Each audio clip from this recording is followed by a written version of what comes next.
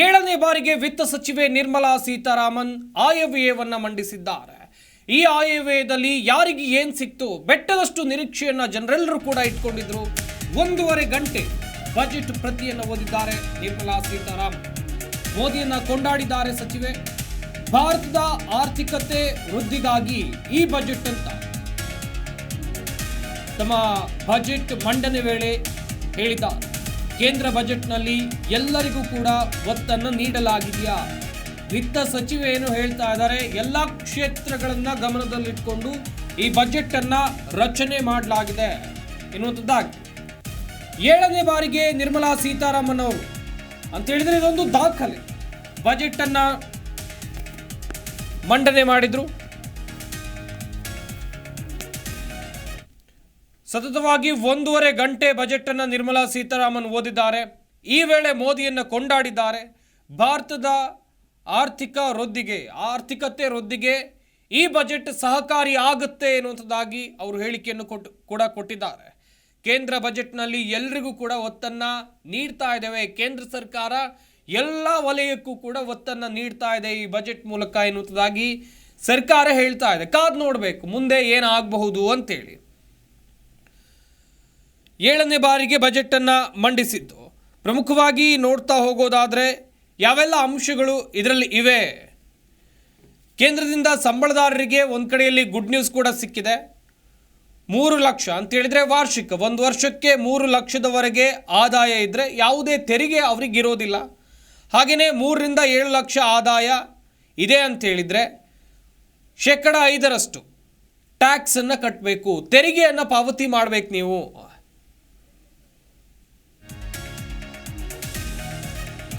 ಕೇಂದ್ರದಿಂದ ಸಂಬಳದಾರರಿಗೆ good news. ಯಾರೆಲ್ಲ salary ತಗೊಳ್ತೀರಿ ಅವರಿಗೆ ಗುಡ್ ನ್ಯೂಸ್.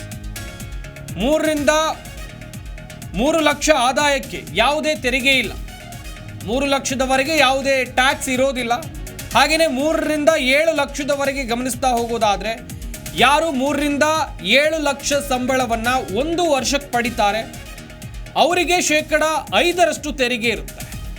3 ರಿಂದ 7 ಲಕ್ಷದವರೆಗೆ ಯಾರಿಗೆ ಸ್ಯಾಲರಿ ಇರುತ್ತೆ ಅವರಿಗೆ 5% ತೆರಿಗೆ ಇರುತ್ತೆ. ಹಾಗೆಯೇ 7 ಲಕ್ಷದಿಂದ 10 ಲಕ್ಷ ಆದಾಯ ಯಾರಿಗಿರುತ್ತೆ ಅವರಿಗೆ 10% ತೆರಿಗೆ ಇರುತ್ತೆ, 10% ಟ್ಯಾಕ್ಸ್. 10 ರಿಂದ 12 ಲಕ್ಷ ಆದಾಯಕ್ಕೆ 15% ತೆರಿಗೆಯನ್ನ ವಿಧಿಸುವ ತೀರ್ಮಾನಕ್ಕೆ ಸದ್ಯ ಕೇಂದ್ರ ಸರ್ಕಾರ ಬಂದಿದೆ ಎನ್ನುವಂಥದ್ದು ಗೊತ್ತಾಗ್ತಾ ಇದೆ. ಆದರೆ ಇಲ್ಲಿ 3 ಲಕ್ಷದವರೆಗೆ ಯಾವುದೇ ಟ್ಯಾಕ್ಸ್ ಇಲ್ಲ.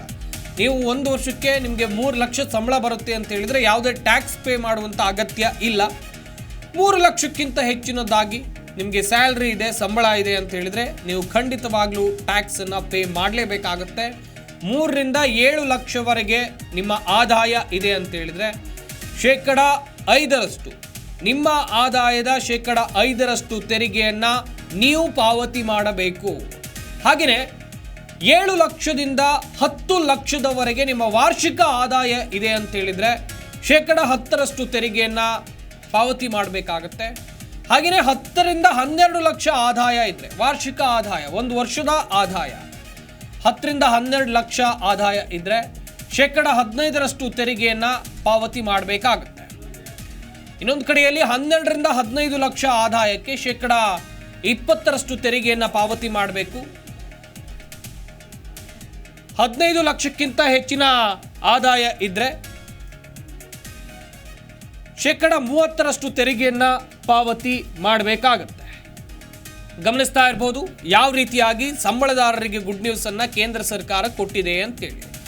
3 ಲಕ್ಷದವರೆಗೆ ಆದಾಯ ಇದ್ರೆ ಯಾವುದೇ ಟ್ಯಾಕ್ಸ್ ಅನ್ನ ಪೇ ಮಾಡೋಂಗಿಲ್ಲ ನೀವು. ಆದರೆ ಅದಕ್ಕಿಂತ ಜಾಸ್ತಿ ನಿಮ್ಮ ಸಂಬಳ ಇದೆ ಅಂತ ಹೇಳಿದ್ರೆ ಖಂಡಿತವಾಗ್ಲೂ ಸರ್ಕಾರಕ್ಕೆ ನೀವು ಟ್ಯಾಕ್ಸ್ ಅನ್ನ ಪಾವತಿ ಮಾಡಬೇಕಾಗುತ್ತೆ. ಈ ರೀತಿಯಾಗಿ ಬಜೆಟ್ನಲ್ಲಿ ಮಂಡನೆ ಆಗಿದೆ. ಕಾದು ನೋಡಬೇಕು ಮುಂದಿನ ದಿನಗಳಲ್ಲಿ ಜನಸಾಮಾನ್ಯ ವಲಯದಿಂದ ಯಾವ ರೀತಿಯಾದಂಥ ಅಭಿಪ್ರಾಯ ವ್ಯಕ್ತವಾಗುತ್ತೆ ಕೇಂದ್ರ ಸರ್ಕಾರದ ಈ ನಿರ್ಧಾರಕ್ಕೆ ಅಂತೇಳಿ ಕಾದು ನೋಡಬೇಕಾಗಿದೆ. ಜಿ ಕನ್ನಡ ನ್ಯೂಸ್ ಈಗ ನಿಮ್ಮ ಮನೆಯಲ್ಲೇ ನೋಡಿ. ಎಲ್ಲ ಕೇಬಲ್ಗಳಲ್ಲಿ ಈಗ ಲಭ್ಯ.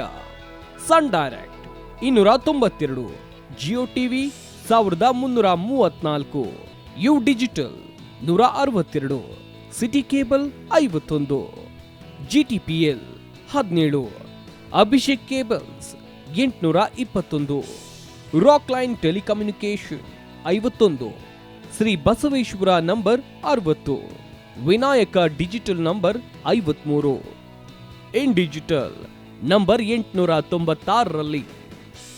ನಿಮ್ಮಿಸ್ತದ ಜಿ ಕನ್ನಡ ನ್ಯೂಸ್ ನೋಡಿ ಆನಂದಿಸಿ.